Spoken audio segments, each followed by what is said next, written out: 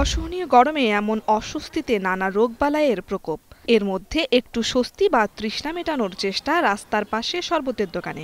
রাজধানীর প্রায় সব সড়কেই অস্থায়ী শরবতের দোকানের সংখ্যা বাড়ার সাথে সাথে বেড়েছে বেচা বিক্রি। গরম তো মনে করেন হাসপাতালে রুগী আছে, লোকজন যায়, অতিরিক্ত গরম যায়। আগে বেচকেন হয়তো 100 গ্লাস 120 গ্লাস, এখন একটু বাড়ছে 150-200 গ্লাস। সব ধরনের মানুষই আছে, গরমে ক্লান্ত হয়ে যায়, আইসে এক গ্লাস রস খায়। বিভিন্ন রকমের শরবতের বিক্রি হচ্ছে ভাসমান দোকানগুলোতে। মূলত রিকশা চালক, দিনমজুর, পথচারীরা ভিড় করছেন সেখানে।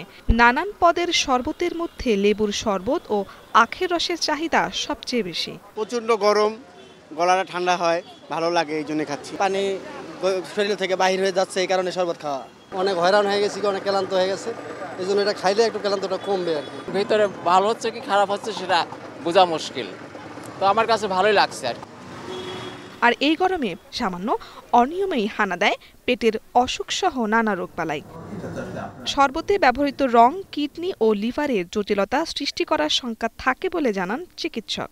রাস্তাঘাটে গিয়ে পিপাসার্থ হয়ে গিয়ে আমরা যখন তখন খসে গিয়ে খোলা পানি, যেটা রাস্তায় বিভিন্ন রস বিক্রি করতেছে, ফলের রস অথবা পানি লাল নীল রঙে বিক্রি হয় শরবতের মতো করে, এগুলো আমরা খাবো না। আমরা চেষ্টা করব যতটুকু সম্ভব হোক একটা বিশুদ্ধ পানি পান করার চেষ্টা করব। সবচেয়ে বেশি গরমের ভয় হচ্ছে ছোট বাচ্চা, শ্রমজীবী শ্রেণী এবং যাদের বিভিন্ন কিডনি, লিভার, হার্টের রোগীগুলো আছে, সেই রোগীগুলো প্লাস বয়স্ক পেশেন্টগুলো। তাহলে আমি বলবো, যদি এরকম কোনো লিভার, হার্ট, কিডনি সমস্যা না থাকে, আপনি ঘামাচ্ছেন, আপনি ওরসেলাইন খেয়ে নেন। আপনি দেখবেন যে এই যে শরীরে যে অবসাদ তা প্লাস এই কমপ্লিকেশনগুলো কিছুটা ডেভেলপ করে যাবে।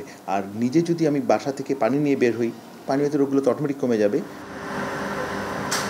আগামী বুধবার পর্যন্ত হিট অ্যালার্ট জারি করেছে আবহাওয়া অফিস। 5 থেকে 6 দিন বৃষ্টির কোনো সম্ভাবনা নেই। তীব্র গরমে পর্যাপ্ত বিশুদ্ধ পানি পান, খাবার স্যালাইনের পাশাপাশি মৌসুমি বিভিন্ন ফলের রস খাওয়ার পরামর্শ চিকিৎসকদের।